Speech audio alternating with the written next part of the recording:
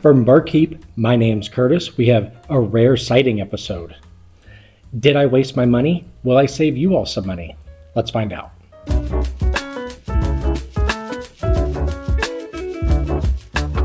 Walked into my local liquor store, just pranced on in, went into the back room, with the sliding doors, not like the stock room.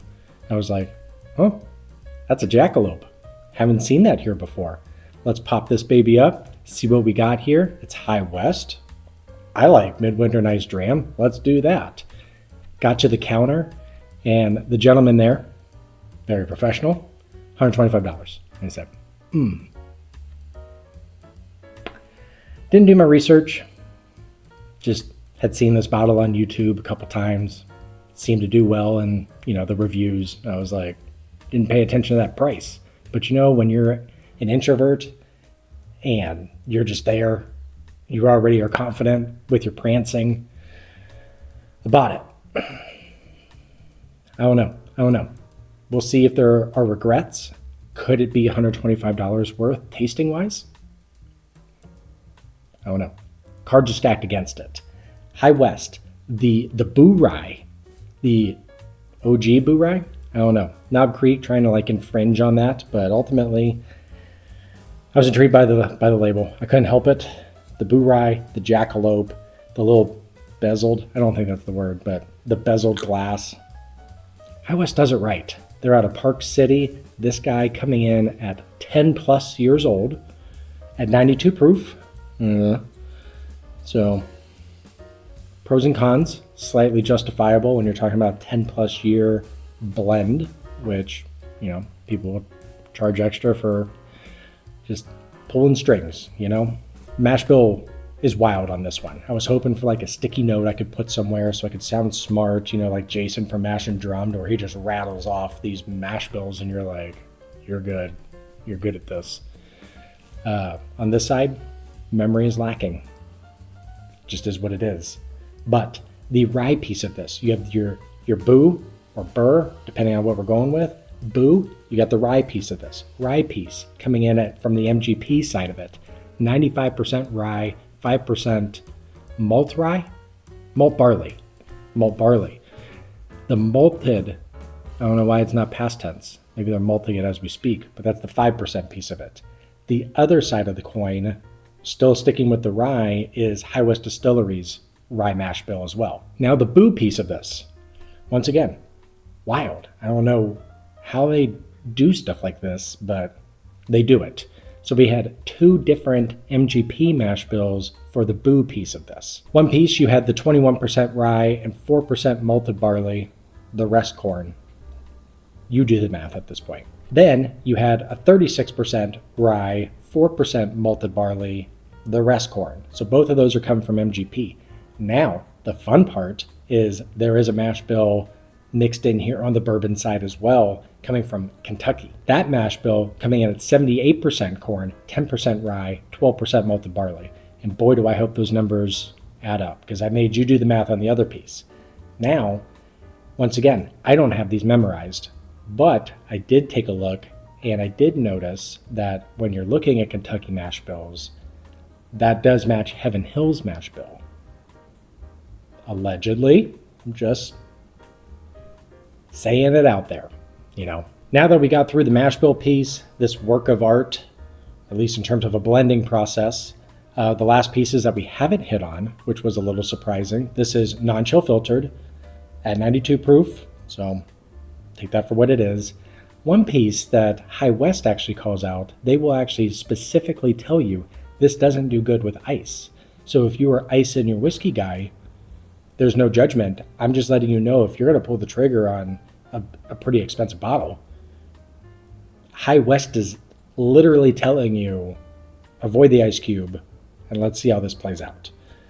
So now what you all are here for, I would imagine, is the tasting piece of this. So let's get this onto the nose and palate and see if this is actually worth a price tag that I wouldn't have paid if there was a price tag under it. So thank you to that store. Was it shady? I don't know, but I digress.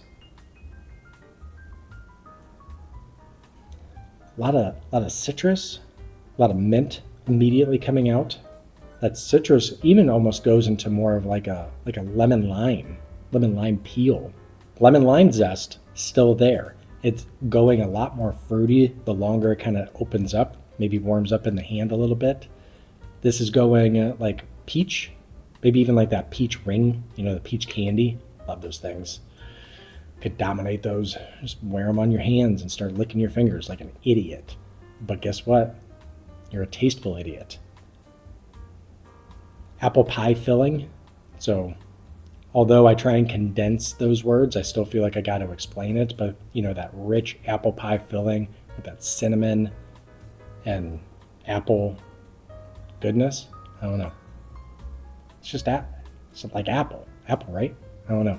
Some butterscotch kind of coming out. Overall, very fruit forward, very intrigued. Nice kind of spearmint on the nose. Let's get on the palate, see what we got. A little hesitant on the viscosity, very oily. Finish is great too. At 92 proof, I would not tell you it's 92 on the first sip at least. First sip can be a liar. That apple pie filling continues, and I'm here for it. That oak starting to kind of shine through as well. I didn't get a ton of rye spice on the nose, didn't say it at least. As it hangs on the palate, rye spice comes out a little bit more, oak more present, but that apple pie filling continues, and I'm here for it. The peach rings have now morphed into like those candied orange slices that you can't wear on your fingers, but they're still just absolutely delicious. As it develops on the tongue, which when you're talking about some of these higher priced bottles and what separates, some of these tiers, I feel like it is the amount of change and clinginess to the palate that this one, it does well. There's like this nice black tea kind of hanging around in a good way. I don't know, some people that may be off-putting, I kind of like it. But as I mentioned, sip one can be a liar. Let's see if that viscosity and that finish actually continue after just sip one. Let's see. Sip two, it develops nicely. I would say it's highly complex to where you can really unpack this one. The spice has this nice freshness to it to where I was going spearmint maybe on the nose, but I think that on the palate, it's almost like this nice fresh ginger, which it's not horribly pronounced, but that there's a freshness there and there's a spice on the tongue. And for whatever reason, my brain is just going ginger like that. You're just on the sushi and they gave you like the kids' chopsticks with the rubber band and people are looking at you and you're like, I live in the Midwest, shut up. Sweetness wise, I feel like as it touches your palate, it's this nice rich brown sugar.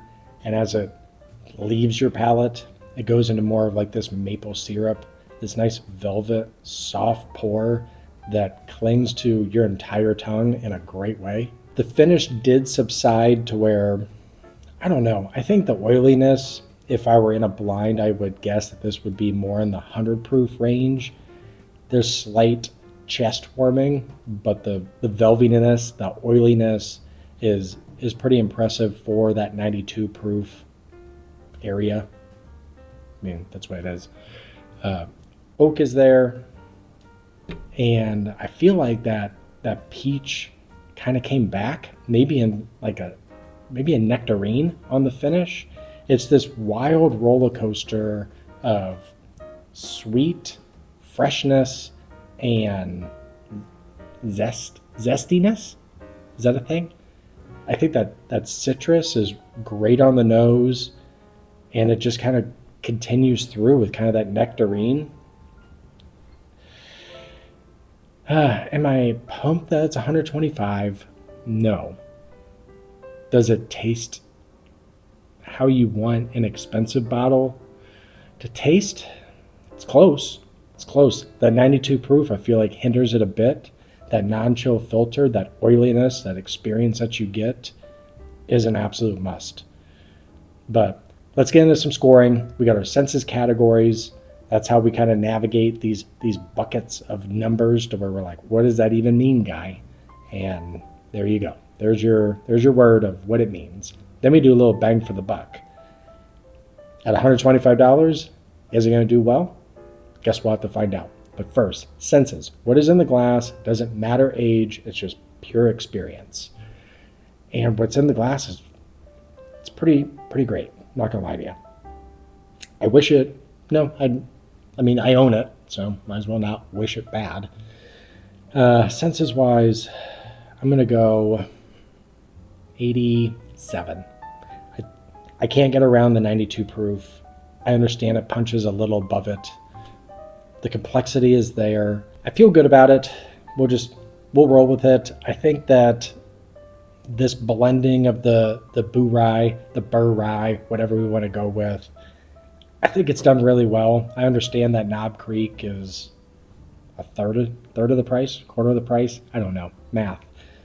And that is all over the place. This one, it's done really well.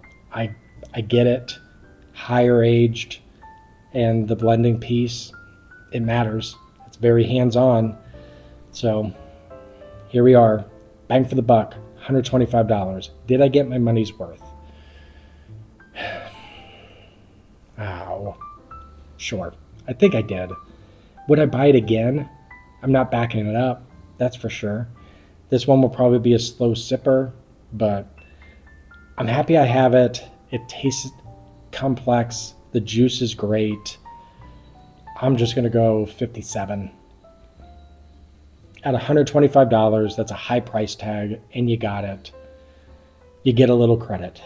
Good for you, but if it were me and I saw this at a bar and you told me this was $8 to $12, I think that this would be a great night starter.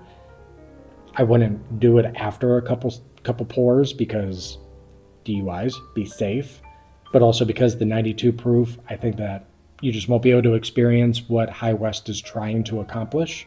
It's done really well. Credit to them. It's a great to fantastic pour based off of the scoring. I just think at $125, it's tough to pull the trigger. You have to be really blown away, but I hope this helps. If you find it and you like those tasting notes, it's hard to find. You may never see it again, just like the jackalope.